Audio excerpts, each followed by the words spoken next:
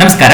10ನೇ ತರಗತಿಯ ಸಮಾಜ ವಿಜ್ಞಾನ ವಿಷಯದ ಅಭ್ಯಾಸದ ಪ್ರಶ್ನೋತ್ತರಗಳ ವಿಡಿಯೋಗೆ ನಿಮಗೆ ಸ್ವಾಗತ ಸುಸ್ವಾಗತ.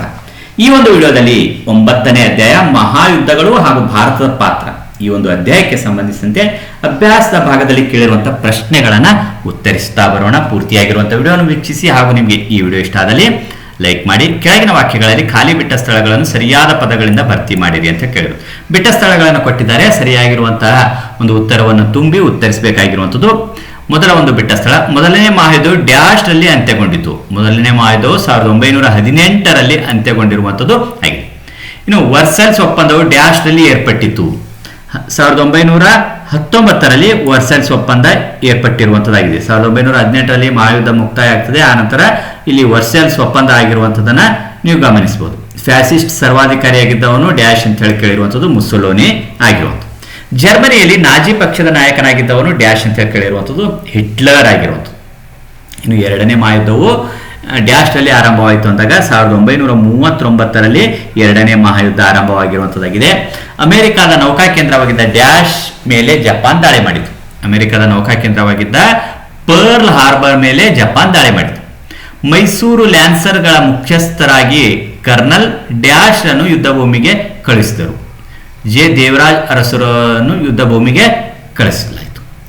ಇನ್ನು ಮುಂದಿನ ಒಂದು ವಿಭಾಗದಲ್ಲಿ ಕೆಳಗಿನ ಪ್ರಶ್ನೆಗಳಿಗೆ 4 ಅಥವಾ 6 ವಾಕ್ಯಗಳಲ್ಲಿ ಉತ್ತರಿಸಿ ಅಂತ ಕೇಳಿರುವಂಥದ್ದು. ಪ್ರಥಮ ಮಹಾಯುದ್ಧಕ್ಕೆ ತತ್ಕ್ಷಣದ ಕಾರಣವನ್ನು ವಿವರಿಸಿ ಅಂತ ಕೇಳಿರುವಂಥದ್ದು. ಜುಲೈ 28ರಂದು ಆಸ್ಟ್ರಿಯಾದ ರಾಜಕುಮಾರ ಆರ್ಕ್ಡ್ಯೂಕ್ ಫ್ರಾನ್ಸಿಸ್ ಫರ್ಡಿನೆಂಟನ ಹತ್ಯೆಯಾಯಿತು. ಈ ಘಟನೆಯು ಆಸ್ಟ್ರಿಯಾ ಮತ್ತು ಸರ್ಬಿಯಾ ದೇಶಗಳ ನಡುವೆ ತಕ್ಷಣವೇ ಬಿಕ್ಕಟ್ಟನ್ನು ಸೃಷ್ಟಿಸಿತು. ಇದು ಮೊದಲನೇ ಮಹಾಯುದ್ಧಕ್ಕೆ ತತ್ಕ್ಷಣದ ಕಾರಣ ಆಗಿರುವಂಥದ್ದು. ಮುಂದಿನ ಪ್ರಶ್ನೆ, ನಾಜಿ ಸಿದ್ಧಾಂತವು ಜರ್ಮನಿಯನ್ನು ಹಾಳು ಮಾಡಿತು, ಹೇಗೆ ವಿವರಿಸಿ. ಯಹೂದಿಗಳು ಜಗತ್ತನ್ನು ನಿಯಂತ್ರಿಸುತ್ತಾರೆಂಬ ಭಯ, ಜಗತ್ತಿನಲ್ಲಿ ಜರ್ಮನ್ ಆರ್ಯ ಜನಾಂಗವೇ ಶ್ರೇಷ್ಠವೆಂಬ ವಾದ, ನಾಜಿವಾದ, ಜರ್ಮನ್ರ ಎಲ್ಲ ಸಮಸ್ಯೆಗಳಿಗೆ ಯಹೂದಿಗಳೇ ಕಾರಣ, ಉಗ್ರ ರಾಷ್ಟ್ರೀಯವಾದ, ಗೋಬೆಲ್ಸ್ ಎಂಬ ವಿಶೇಷವಾದ ಮಂತ್ರಿಯನ್ನು ನೇಮಕ ಮಾಡಿದ್ದು, ಬೂದು ಅಂಗಿದಳ ರಚನೆ. ಇನ್ನು ಮುಂದಿನ ಒಂದು ಪ್ರಶ್ನೆ, ಎರಡನೇ ಮಹಾಯುದ್ಧಕ್ಕೆ ಕಾರಣಗಳಾವುವು ಅಂತ ಕೇಳಿರುವಂಥದ್ದು.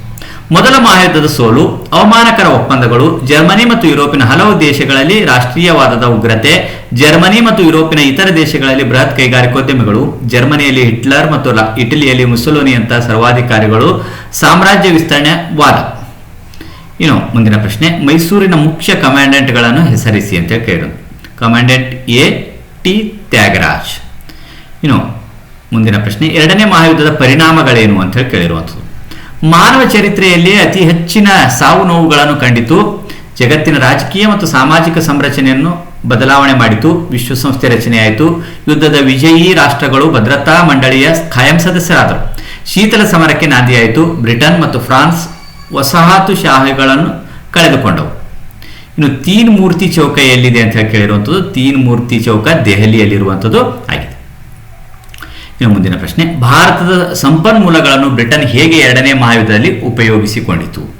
ಈ ಯುದ್ಧಕ್ಕಾಗಿ ಬ್ರಿಟನ್ ಭಾರತೀಯ ಕೃಷಿ ವಸ್ತುಗಳನ್ನು, ಕೈಗಾರಿಕಾ ಪದಾರ್ಥಗಳನ್ನು ಉಪಯೋಗಿಸಿಕೊಂಡಿತು. ಯುದ್ಧಕ್ಕೆ ಬೇಕಾದ ಸಾಮಗ್ರಿಗಳನ್ನು ಉತ್ಪಾದಿಸಲು ಆರ್ಡಿನೆನ್ಸ್ ಕಾರ್ಖಾನೆಗಳನ್ನು ಮೇಲ್ದರ್ಜೆಗೇರಿಸಿತು. ಹೊಸ ತಂತ್ರಗಾರಿಕೆಯನ್ನು ಅಳವಡಿಸಿಕೊಂಡಿತು. ಭಾರತೀಯ ಸೇನೆಯು ಉತ್ತಮ ಯುದ್ಧ ಸಾಮಗ್ರಿಗಳ ಉಪಯೋಗ ಪಡೆದುಕೊಂಡಿತು. ಈ ರೀತಿಯಾಗಿ ಈ ಒಂದು ಅಧ್ಯಾಯಕ್ಕೆ ಸಂಬಂಧಿಸಿದಂತೆ ಅಭ್ಯಾಸದಲ್ಲಿ ಕೇಳಿರುವಂತಹ ಪ್ರಶ್ನೆಗಳನ್ನು ನಾವಿಲ್ಲಿ ಉತ್ತರಿಸಿಕೊಂಡು ಬಂದಿರುವಂಥದ್ದಾಗಿದೆ. ಈ ವಿಡಿಯೋ ನಿಮಗೆ ಇಷ್ಟ ಆದಲ್ಲಿ ಲೈಕ್ ಮಾಡಿ. ಈ ಥರ ಒಂದು ಅಧ್ಯಾಯಗಳಿಗೆ ಸಂಬಂಧಿಸಿರುವಂಥ ವಿಡಿಯೋಗಳು ವೀಕ್ಷಿಸುವುದಕ್ಕಾಗಿ ಈ ವಿಡಿಯೋದ ಕೊನೆಯಲ್ಲಿ ಪ್ಲೇ ಲಿಸ್ಟ್ ಇರ್ತದೆ ಮತ್ತು ಡಿಸ್ಕ್ರಿಪ್ಷನ್ ಬಾಕ್ಸ್ನಲ್ಲೂ ಸಹ ಇರ್ತದೆ, ಕ್ಲಿಕ್ ಮಾಡಿ ವೀಕ್ಷಣೆ ಮಾಡಿಕೊಳ್ಳಬಹುದು. ಮತ್ತೆ ಮುಂದಿನ ಭಾಗದಲ್ಲಿ ಭೇಟಿಯಾಗೋಣ. ಇವರಿಗೆ ಇತರ ವಿಡಿಯೋಗಳನ್ನು ವೀಕ್ಷಿಸ್ತಾ ಇದೆ. ಧನ್ಯವಾದಗಳು.